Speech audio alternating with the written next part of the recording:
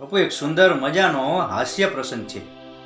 એક નાનકડા ગામની અંદર એક ગરીબ વ્યક્તિ રહેતો હતો અને આ ગરીબ વ્યક્તિ પાસે એક ગધેડું હતું અને આ ગધેડા ઉપર ઈ સામાન લાદી અને એક ગામથી બીજે ગામ જતો અને એમાંથી જે કંઈ પણ આમદની થતી એમાંથી પોતાનું ગુજરાન ચલાવતો અને આમ ને આમ ધીરે ધીરે ધીરે ધીરે દિવસો વીતતા જાય છે અને એક દિવસ સવારના પોરમાં આ ગરીબ વ્યક્તિ ઉઠીને જુએ છે તો એમનું ગધેડું ક્યાંક જતું રહ્યું છે અને ગધેડાની શોધખોળ કરે છે અને ગધેડું મળતું નથી અને ગામમાં જઈ ગામની શેરીએ શેરીએ ગધેડાની શોધખોળ કરે છે, એનું ગધેડું મળતું નથી।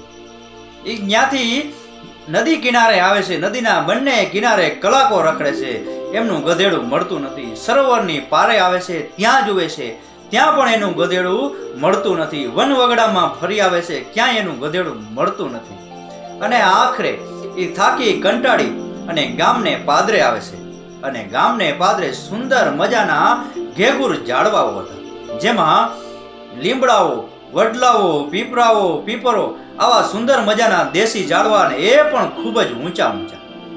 અને આ ગરીબ વ્યક્તિને મનોમન થયું કે આ ઊંચા ઊંચા ઝાડવા છે અને એના ઉપર ચડીને જોઉં તો મારું ગધેડું ક્યાંક આસપાસ હશે કે દૂર હશે તો મને દેખાશે। એટલે ગરીબ વ્યક્તિ એક સુંદર મજાનો ઘેઘુર વડલો હતો ને ખૂબ જ ઊંચો હતો।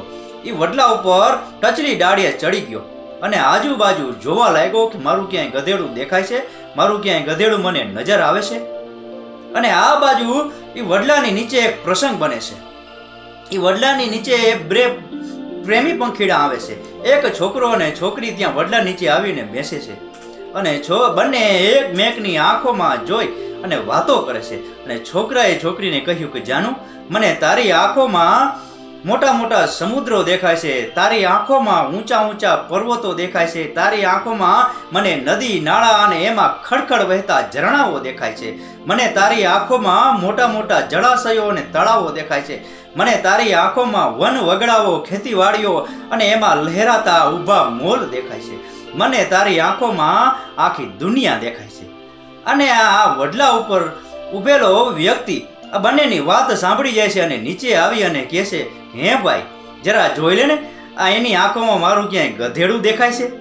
અને આ વ્યક્તિની વાત સાંભળી અને બંને પ્રેમી પંખીડા ત્યાંથી રફુચક્કર થઈ જાય છે। બાપુ, આ નાનો એવો હાસ્યનો પ્રસંગ પૂરેપૂરો સાંભળ્યો એ બદલ તમારો ખૂબ ખૂબ આભાર। આપનો દિવસ શુભ રહે।